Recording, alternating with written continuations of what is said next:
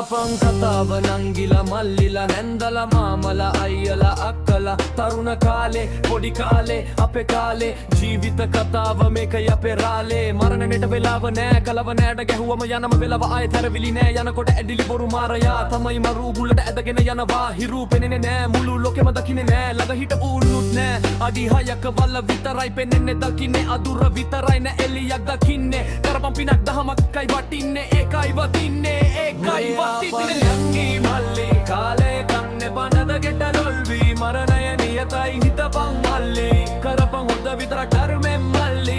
මේ ආපන් යංගි මල්ලි කාලේ කන්නේ බනද ගෙට ලොල්වි මරණය නියතයි හිතපන් මල්ලි කරපම් හොඳ විතරක් ධර්මෙන් මල්ලි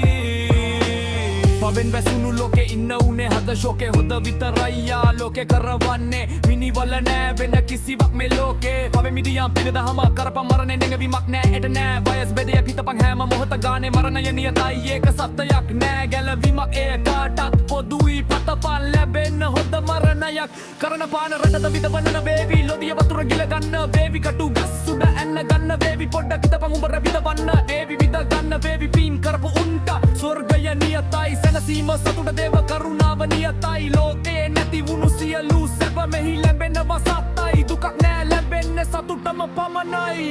මාරය අඩ ගැහුවම යන්න ලෑස්ති වෙයන් දුකෙන් නෙවෙයි සතුටින්ම සැරසියන් සැරසියන් මේ අහපන් නංගි මල්ලි කාලය ගන්න පනරකට ලොල්වි මරණය නියතයි හිතපන්